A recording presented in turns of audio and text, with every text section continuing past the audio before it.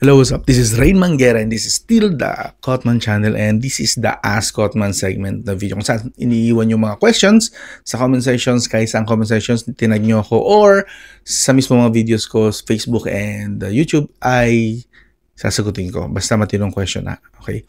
So, ilalatag ko na. Let's start.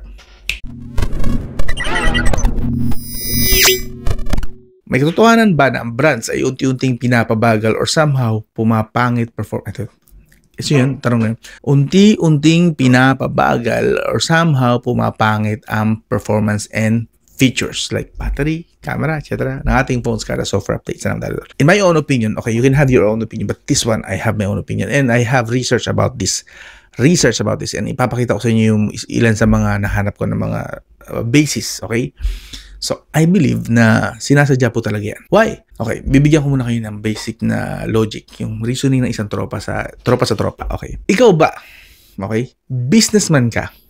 Gusto ko maintindihan nyo itong part na to eh. Businessman ka. Okay. Now, ang binibenta mo ay Yossi. Yossi. Ngayon, nakaimbento ka ng Yossi na hindi nauubos. Okay? Hypothetical lang to. Hypothetical. Hindi nauubos na Yossi. Tapos, mura. Okay? Binenta mo siya ngayon. May bumili. Sa tingin mo, babalik pa yung taong yan para bumili sa'yo ulit. Eh, hindi naman na mauubos ang Yossi niya eh. Siguro, pwede niyang gawin, magrekomenda. Di ba? Magre-rekomenda siya. Pwedong ka bumili sa tindahan na yun, hindi naubos ang Yossi. Okay. So, sa unang batch, ubos yan. I'm sure. Ang benta, panalo. Rise to the top ang business mo. Kumita ka talaga. Ubos, laging sold out. Pero what if lahat na pagbentahan mo na? Meron na lahat ng hindi nauubos na Yossi. Sa tingin mo may bibili ba sa'yo ng Yossi? So may ceiling din yan. Kapag ka nabentahan mo na lahat, wala ka ng customer after nun. That's the point of law of obsolescence. Why? Ano yung law of obsolescence? Yun yung practice. I think it's a practice na talaga siya. And norm na siya ngayon sa lahat ng companies. Na sadyain na may limit lang ang buhay ng isang gamit, especially sa mga electronics. Otherwise, kung hindi na mag-upgrade ng mga tao, hindi na sila bibili. Ano pang point? Ano pang reason ba't pa ako bibili? Okay? Actually, merong isa pang category ng law of obsolescence, yung dynamic law of obsolescence yata yan. Something like that.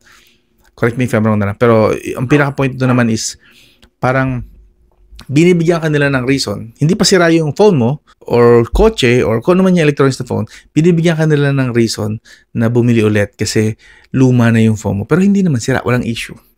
Okay? Sa utak mo lang or binibrainwash ka nila na palitan na yung gamit mo, smartphone, kotse, palitan na kasi mas maganda yung i-release nila ngayon. Pero again, walang problem sa smartphone mo and kotse. So, ang gagawin mo, ipapaswap mo, bebenta mo, para makabili ka ulit ng bago na i-release nila ngayon taon. Diba, usok-uso yan, na-witness nyo yan eh. Taon-taon, si Apple, mayroong dinagdag doon na bagong feature, bagong chipset, pero same design. Kung di man same, hindi man exactly the same, similar. Na sa, pag medyo may distansya ka, hindi mo may pagkakaiba kung yan ba ay iPhone 12, 14, 15, or 16. Lalo pag nakatalikod, no? Lahat yun, especially sa Pro version, kasi tatlong camera magkakapareho. Pero sa features daw, may dinagdag sila. Like, nung una, notch, and then naging dynamic island. And ngayon naman, nilagyan naman ng AI. So, those little upgrades, feeling natin, or feeling ng mga mabilis ma-hype, hindi na ganun ka-worth it gamitin yung last year na unit. Wala ring issue, walang problem. It's just that, may bago eh. Mas maganda, may AI. Palitan ko na itong iPhone 15 ko. Okay na ako sa iPhone 16. Ganong logic, di ba? Same din sa Android. Ganon din naman actually. Huwag magmamalinis sa mga Android user. Ganon din eh. Binalitan ng konting design, pero especially sa mga trans yun. G99 pa rin naman yan. Pinalitan ng G100 or ngayon G200 na daw yata. Upgrade ako. Galing akong G99. Upgrade ako to G100. May guilty ba dyan? React sa guilty. So sinasadya ba? Yes. Anong proof ko? May mga mag-react dyan. Conspiracy theory yan. Gusto mo ng proof? Okay. Proof. Doon tayo sa kilalang content creator na may background sa physics, okay? And economics actually. Pero physics, isang good enough na yun. Punta tayo sa channel ni Veritasium. Yan. I'm sure marami na nakapanood dito kasi meron siyang 24 million views. And lahat ng comments dito, they agree. And of course, meron din naman siyang kasing proof for this. Intro pa lang, pamatay na. Doon pa lang, ay meron palang ganun. Kaya pala. So intro pa lang. Dito sa intro, papakita niya, meron bumbilya sa America actually, na 100 plus years na siyang buhay, hindi pinapatay. And never napundi. And tuloy-tuloy pa rin siya hanggang ngayon. Hanggang ngayon, buhay pa rin. Ito, hopefully hindi ako makapalit, but skip lang natin. NordVPN, fire station number 6. And in here, they have the longest continuously on light bulb in the world. Narin nyo? Long and continuous light bulb. I think it's called everlasting light bulb. Ay, wait. It has been on for 120 years. Wow. 20 years since 1901. Ooh. There it is, huh? It's not even connected to a light switch. What? Yeah, nakakonect naman siya sa power backup generator or something. Basta backup power. But the point is, what? 190 years, hindi niya kailangan ng light switch kasi nga hindi siya pwede patayin. Otherwise, magkakaroon ng epekto kasi yung, what do you call this? Yung kanina yung sabi ko about sa init, epekto ng init sa metal na nag-expand and contract pag mainit at pag malamig. So, ang ginagawa nila, hindi na lang nila pinapatay para hindi siya nag-aano yung metal. So, forever siya naka-on. Kailangan naka-on. And kapag brownout, that's the purpose of backup power niya. Para hindi siya mamatay kahit mag-brownout or magkaroon ng power outage. But it does have a backup battery and generator. See. So, again, but tayo ito sana. So the big question is, how has this light bulb lasted so long? That's the light bulb. Until now, it exists.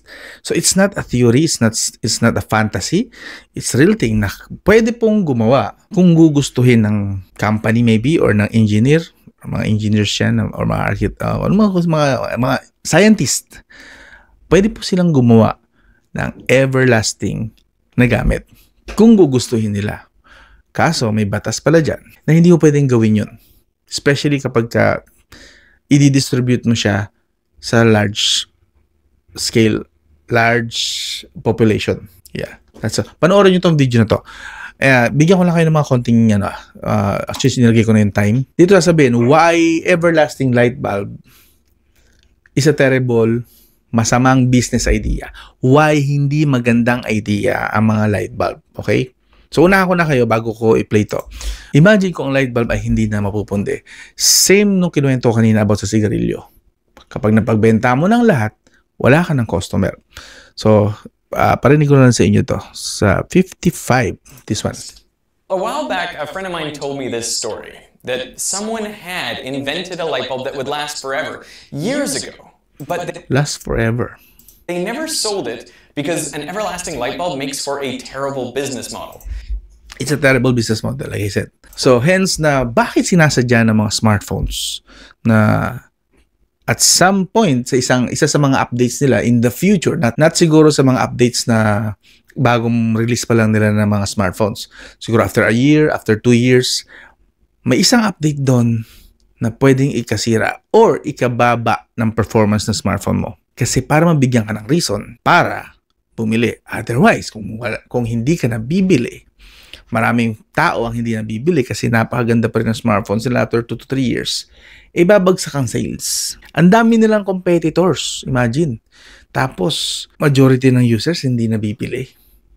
Ang dami ng brand ngayon. Hindi ko aware naman siguro kayo dyan, di ba? So, it's not something na pagdududahan mo na, hindi yun, hindi ganun. Di nawala ng tiwala ang tao sa kanila. Guess what? Poco? You know Poco? After the bootloop issue, mas lumaki pa ang company nila. Why? Kasi pwede naman silang bumawi sa susunod na product. Magpanggap na parang walang nangyari. So on and so forth. Pwede silang mag-release ng this one. Pwede silang mag-release ng pangako na this time, hindi na mangyayari yan sa model na to. The X5, the X6, S7 series. Hindi na mangyayari yan. They could do that and people will still believe. Hindi man lahat. Of course, meron pa rin niya. Kagaya ko. medyo nawala ng tiwala sa kanila, nabawasan yung trust ko sa kanila. Pero gagamit pa rin naman ako ng Poco. I still have a Poco X7 here, I believe, sa bahay. Gagamit pa rin ako. It's just that the trust medyo basag. Still, not a reason for me para hindi na talaga sila gamitin. Gagamit pa rin ako kasi they still offer great products, great specs, great hardware. Not best software, but great hardware. Still, di ba? May options ako eh. So, yun. So, again, balik tayo sa tanong na, hindi naman lahat nakaka-survive kapag nasira na sila. Yes, may mga gano'n, like yung Rabbit something, yung AI na feature ni MKBHD, that's their first product. Pumalpak agad sila sa software pa lang. Actually, overall, palpak yun talaga, hindi makakabangon. Talagang lugi na agad. Pero, as big as a company ng Poco or ng Transsion, ngayon, I believe Transsion is the fourth biggest smartphone company, if I'm not mistaken. Siyempre, combination yun ng Itel, Tecno, Infinix. Yung tatlo lang ba? Yeah, I believe tatlo lang. Correct me if I'm wrong na lang.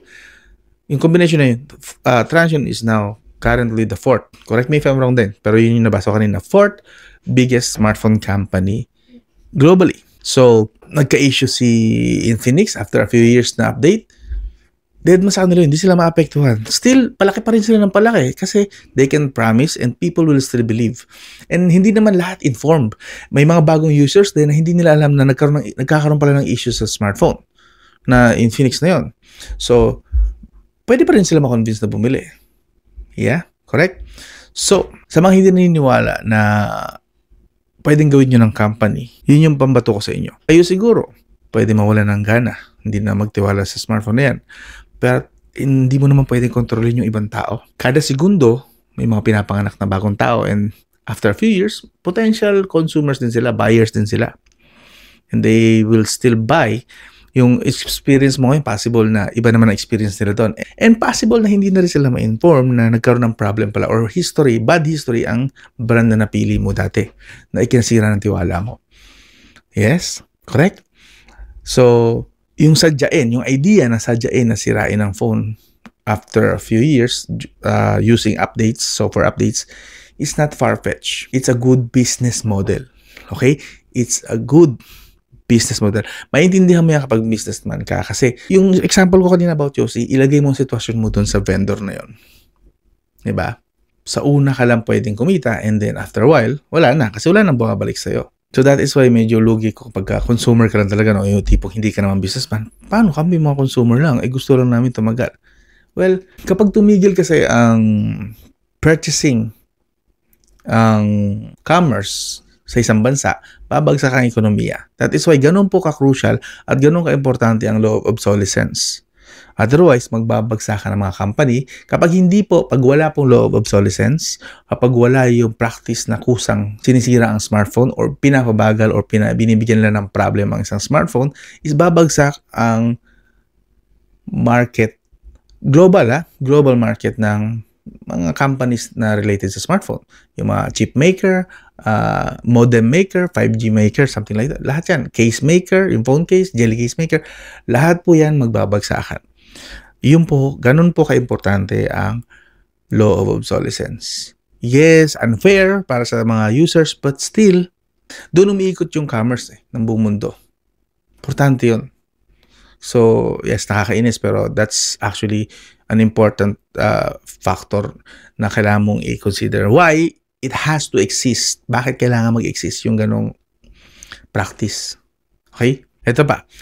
To give you a more specific example, punta tayo dito sa issue ng Apple. Nabanggit kasi dito si Apple. So, if consider, yan natin, pag-usapan na rin natin dito. Specific tayo sa smartphone issue. Okay? Yan. Parang sa video to ni Casey Neistat na gusto niyang ipaayos ang defective niya yata na iPod. Then sabi, pwedeng i-refurbish, kaso yung gagastusin niya is para bumili ka na rin daw ng bago. And then, nag-trending yun. And then, ito yung opinion naman dyan ni Veritasium. This video got millions of views in a time before YouTube or social media, and it spawned a class action lawsuit, which Apple settled out of court. But it Sinettle niya out of court. didn't stop the company from practicing planned obsolescence. After an iOS update in 2017, users of older iPhones found apps loading significantly slower or the device shutting down altogether. Diba? Nabutan ko to actually na kilala tong issue na to, tong scandal na to ng iPhone. Sinasadya nila papagalin ng smartphone after ng software update na yun. And nademanda sila doon actually. Still. Together. Apple said they throttled performance to protect the battery. Yun yung alibay nila. Ang alibay nila is, ang purpose, para maprotektahan ang battery. Kung hindi ganun kasagad ang performance na ibibigay ng chipset na nilagay nila, less din yung battery na gagamitin. Yun yung excuse. Pero, binawi rin nila yung feature na yun and dahil nga nakatanggap sila ng maraming lawsuit or demanda. Na-demanda sila sa korte. Of older devices and increase their longevity. Of course, that wouldn't be an issue if the battery were replaceable. Yun, di ba? Ang problem kasi sa practice na yan is, nauso nung time na yan, kauso ng hindi na replaceable ang battery. Yeah.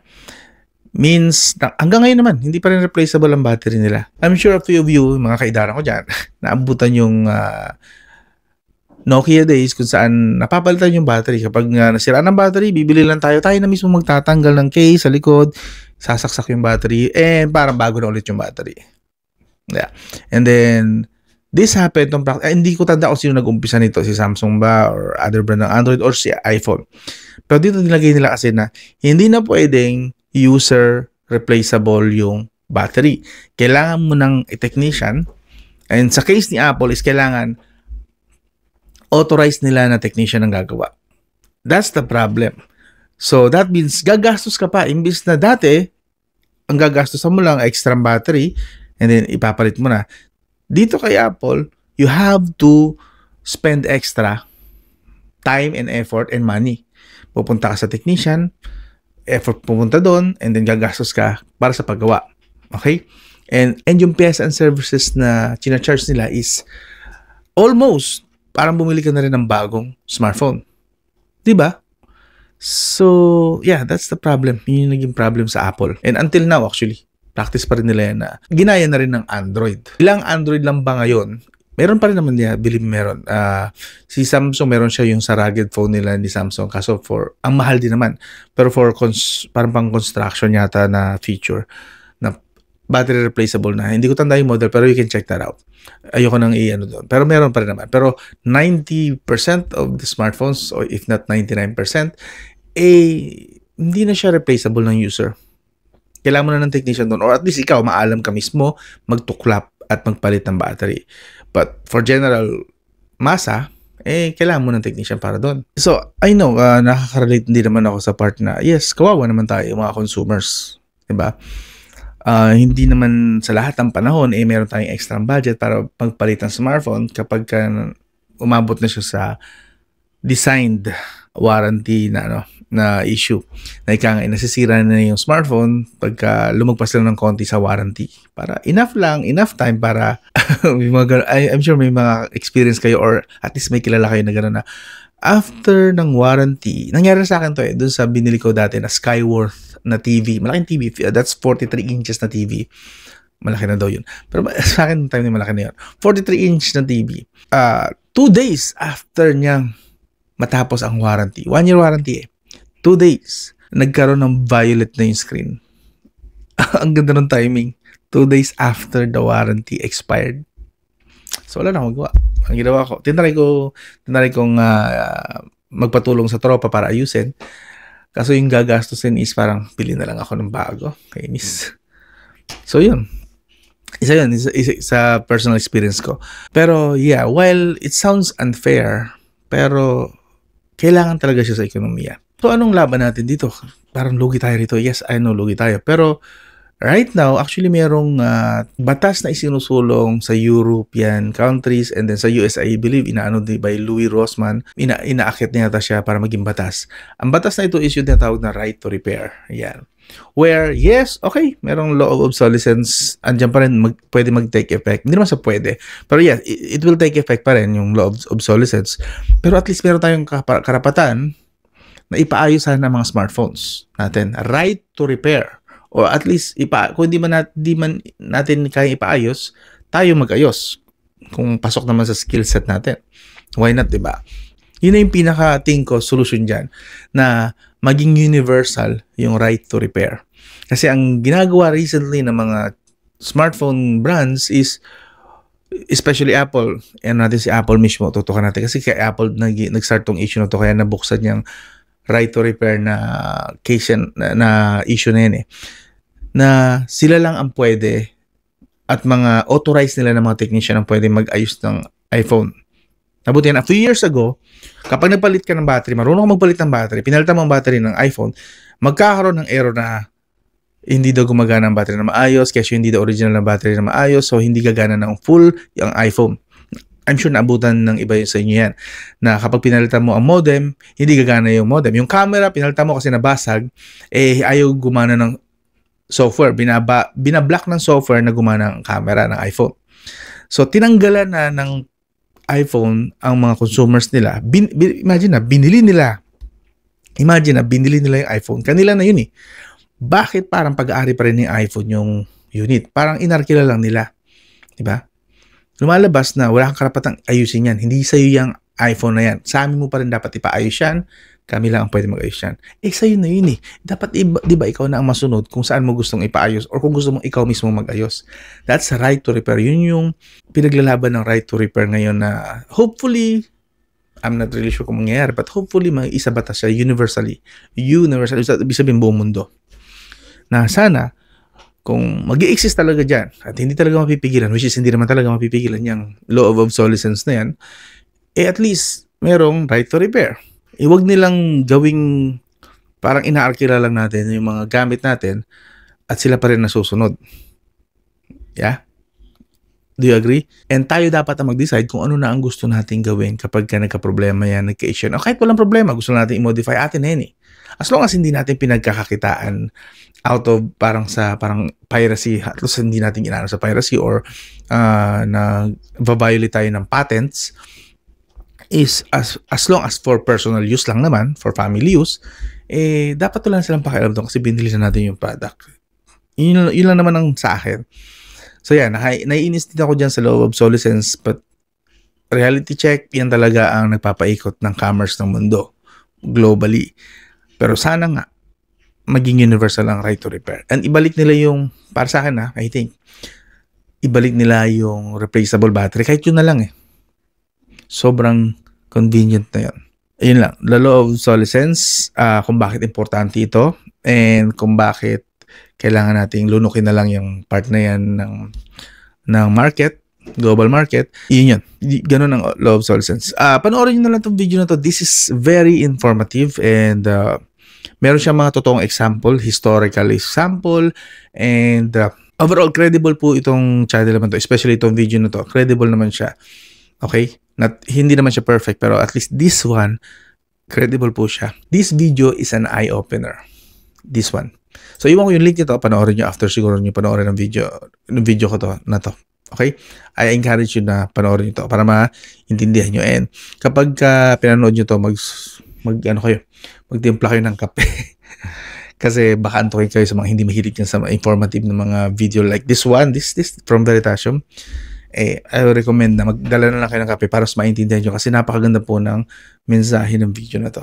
Yun lang. Anyway, still, yun yung questions. Kung meron kayong mga tanong, pwedeng iwan nyo sa comment section. As you have known, ito ay parang podcast. Actually, hindi na podcast pala ang tawag sa ganito. This is Vodcast. A video on demand casting. Yung parang gano'n. Vodcast. Hindi na siya podcast. Meron na siyang proper terminology. So, this is a vodcast. Kung saan magdadaldal lang ako. And nasa inyo kung gusto niyo makinig at maniwala sa akin.